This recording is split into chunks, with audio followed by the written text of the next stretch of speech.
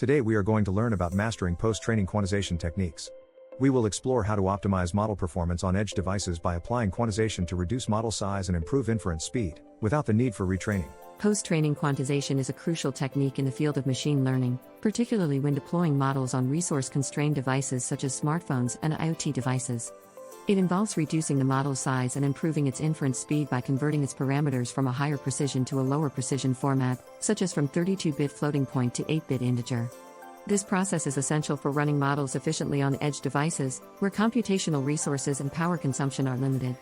The beauty of post-training quantization lies in its ability to optimize models without requiring retraining, making it a quick and efficient approach for developers. In this section, we'll delve into why reducing model size and increasing speed are paramount in the context of deploying machine learning models. Smaller models mean faster deployment times, which is crucial when updates need to be rolled out quickly across multiple devices.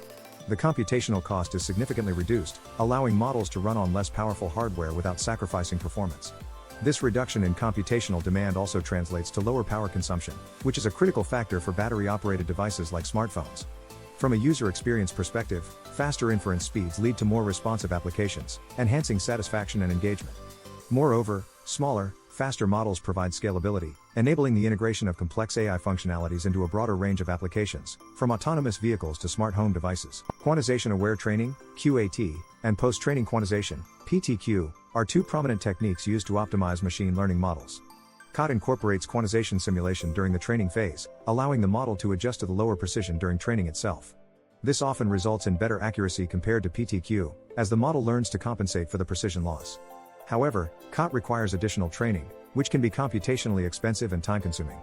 On the other hand, PTQ is applied after the model is trained, offering a quick solution for deploying models on edge devices. While it might lead to a slight drop in accuracy compared to QAT, PTQ's ease of implementation and speed make it a popular choice for many applications. Understanding the trade-offs and use cases for each method is crucial for selecting the right approach for your project. Implementing post-training quantization involves several key steps.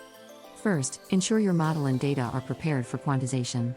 This includes normalizing your data and ensuring it's representative of the input the model will receive in production. Next, select the quantization method that best suits your needs. Common choices include dynamic range quantization, full integer quantization, and float-16 quantization.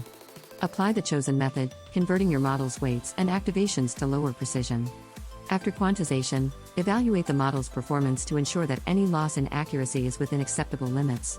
This evaluation should be done using a test set that reflects real-world usage. Finally, optimize and fine-tune your model as needed to balance performance and accuracy. This may involve adjusting thresholds or applying techniques like calibration to improve results. TensorFlow Lite is a powerful tool designed to deploy machine learning models on mobile and edge devices. To get started, you'll need to set up and install TensorFlow Lite, which includes downloading the TensorFlow library and necessary plugins for your platform. Once installed, you can take advantage of its core features, such as model conversion and optimization, which allow you to convert TensorFlow models into a compressed format suitable for edge devices. The conversion process involves selecting the appropriate quantization strategy and applying it to your model. TensorFlow Lite offers a range of debugging and optimization tools to help you fine-tune your model's performance. These include tools for profiling model inference and adjusting quantization parameters to improve accuracy and speed. With TensorFlow Lite, you can seamlessly integrate machine learning capabilities into your applications, providing users with enhanced functionalities and experiences. PyTorch offers robust support for quantization, providing tools and libraries to help developers optimize their models for deployment on edge devices. Starting with installation, you'll need to ensure PyTorch is installed on your system, along with any additional packages required for quantization. Once set up, the PyTorch quantization workflow involves several steps: preparing your model, choosing a quantization configuration, and applying it to your model. PyTorch provides built-in functions for model evaluation and calibration, helping you assess the impact of quantization on your model's performance.